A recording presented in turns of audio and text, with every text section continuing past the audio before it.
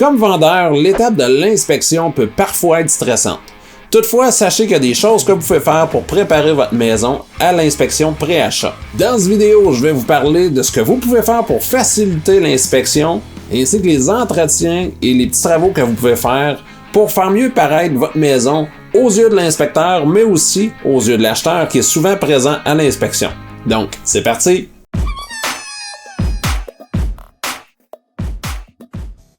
Avant de parler des entretiens et travaux à faire, en fait, on va parler de quoi préparer pour l'inspection. Commencez d'abord par préparer les accès. L'accès au grenier. Si votre trappe d'accès est dans un garde-robe, déjà vous pouvez vider le garde-robe pour que l'inspecteur puisse placer son échelle puis monter dans le grenier. Si votre maison est sur un vide sanitaire puis que le vide sanitaire est verrouillé, encore là, pensez à déverrouiller le vide sanitaire pour l'inspection. Si votre cour arrière aussi est clôturée, ben pensez aussi à ouvrir la barrière qui va permettre à l'inspecteur de passer à la cour arrière par l'extérieur quand il va inspecter son extérieur. Sinon, si vous avez des garages ou des remises qui sont détachées de l'immeuble, normalement, elles ne sont pas inspectées, mais vous pouvez quand même les déverrouiller parce que souvent, les acheteurs n'ont pas pris le temps, en fait, de visiter ces lieux-là et souvent, ils profitent de l'inspection pour le faire. Donc, si vous voulez les débarrer en même temps pour l'acheteur, vous pouvez le faire en même temps. Et sans tout virer en envers dans la maison, c'est sûr que l'inspecteur va aussi avoir besoin de vérifier la valve d'entrée d'eau principale, le panneau électrique, le drain plancher, le clapet anti-refoulement. L'échangeur d'air va être aussi vérifié. Si vous avez un puiseur, donc une sonde-pompe, ça va être vérifié aussi. La fournaise, donc si vous avez des choses à enlever des fois pour faciliter un petit peu l'accès à l'inspecteur, ben ça aussi c'est des choses que vous pouvez faire. Et si c'est l'hiver, ben assurez-vous que la cour soit bien dégagée, les allées soient grattées aussi là, avant l'arrivée de l'inspecteur et de l'acheteur. Dernière chose, s'il y a un thermopompe sur place ou un climatiseur, pensez à sortir la télécommande si elle est cachée dans un îlot, un rangement, un armoire quelconque. Pensez à la mettre sur la table ou sur le comptoir là, pour que l'inspecteur puisse la voir et la mettre en fonction pour l'inspection. Pour ce qui est des entretiens et des petits travaux à faire, en fait, l'idée, c'est pas nécessairement de tout faire, mais plus d'avoir une idée des choses que vous pouvez faire pour donner une apparence d'entretien, pour que ça paraisse bien, en fait, aux yeux de l'inspecteur et aux yeux de l'acheteur. Pour ce qui est de l'extérieur, l'une des choses qui ressort pratiquement toujours sur les inspections, c'est le manque de calfeutrant autour des portes, des fenêtres et des ouvertures. Il en manque pratiquement toujours à quelque part où ils sont désuets ou endommagés. Donc, encore là, faites le tour de toutes les ouvertures et mettez à jour vos calfeutrants. Pour ce qui est des fenêtres, les portes de garage, déjà vous pouvez les ouvrir, les fermer pour voir si le mécanisme fonctionne bien. Au besoin, vous pouvez les réparer ou lubrifier en ajoutant du WD-40. Si vous avez aussi des fenêtres qui manquent des poignées, c'est le temps d'aller en quincaillerie, acheter des poignées. Si vous avez des coupes-froids qui sont endommagés autour de la porte, c'est pas rare qu'on va regarder autour de la porte et voir la lumière du jour autour parce que le coupe-froid est endommagé ou manquant. Donc, en même temps, allez en quincaillerie et remplacer les coupes-froids. En passant, tous les entretiens et réparations dont je vous parle dans la vidéo se retrouvent dans une liste que vous pouvez télécharger gratuitement en format PDF. Pour ce faire, vous avez juste à vous rendre dans la description sous la vidéo et cliquer sur le lien. En entrant votre nom, prénom et adresse email, vous recevrez le document automatiquement par email dans les minutes qui suivent. Alors, on continue avec les entretiens extérieurs.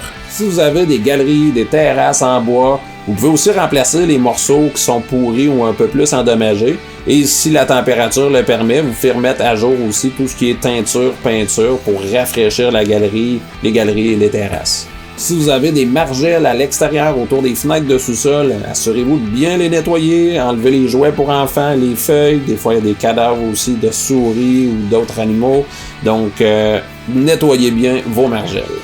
Pour la toiture, déjà vous pouvez nettoyer les gouttières. Parfois on voit carrément des petits arbustes pousser à l'intérieur des gouttières tellement que ça fait longtemps qu'ils n'ont pas été nettoyés. Donc ça, c'est quelque chose de simple à faire. Pour le reste de la toiture, si vous n'êtes pas certain, vous pouvez faire affaire avec un couvreur, mais en gros, réparer les bardeaux qui sont arrachés, les bardeaux qui sont soulevés. Donc, on peut faire une réparation des bardeaux si c'est le cas.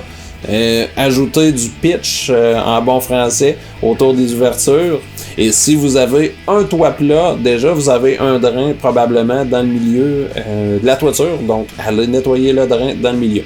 Sinon, à l'intérieur, encore une fois, les fenêtres, vous avez des moustiquaires. Si vous avez des moustiquaires qui sont brisés, aller en quincaillerie encore une fois et faire réparer les moustiquaires. Vous pouvez vous-même faire une mini-inspection aussi de votre plomberie en ouvrant tous les éviers puis en s'assurant en dessous des éviers qu'il n'y a pas de fuite. Et puis, s'il y a des éviers aussi qui s'écoulent mal, donc qui sont bouchés, encore là, faites déboucher tous les éviers, le bain, douche et compagnie pour que ça fonctionne bien, que l'écoulement se fasse bien pour l'inspection. S'il y a des endroits qui manquent des ampoules, assurez-vous qu'on a assez de lumière partout, donc changez toutes les ampoules partout. Ensuite, réparez tout ce qui touche la quincaillerie, là, des portes intérieures, les armoires, dans la cuisine, les armoires de salle de bain. Des fois, juste un petit coup de tournevis, ça permet de solidifier une poignée de porte qui est branlante et ça fait mieux paraître encore là la propriété. Donc, tout aller solidifier la quincaillerie sur la bâtisse. Le même principe s'applique pour l'électricité, donc les plaintes électriques, les thermostats, les prises, les interrupteurs qui sont lousses, encore là, on va les solidifier. Donc un petit coup de tournevis et puis s'il manque des plaques sur les interrupteurs, les prises, on peut aller en acheter en quincaillerie aussi puis les installer pour faire une plus belle finition. Si vous avez un poêle à bois dans votre propriété, vous pouvez faire ramoner la cheminée puis noter la dernière fois que la cheminée a été ramonée pour le communiquer avec l'acheteur. Les briques aussi à réfractaire à l'intérieur du poêle, on peut les remplacer par des nouvelles, c'est quelque chose qui est souvent brisé. Et les cordes d'étanchéité autour de la porte, on peut aussi changer ça. Et la vitre de la porte, nettoyer ça comme il faut, donc pour que le poêle à bois paraisse bien pour l'inspection. Si vous avez sous la main un certificat de conformité ou d'installation du poêle, gardez ça sous la main en fait pour le transmettre encore là à l'acheteur. Pour les escaliers qui mènent au deuxième étage au sol, si vous avez des garde-corps, des mains courantes, assurez-vous que tout est solidement fixé, qu'il n'y a rien de branlant, sinon pensez à solidifier. Pour la dernière section, en fait, c'est tout ce qui touche les systèmes de ventilation.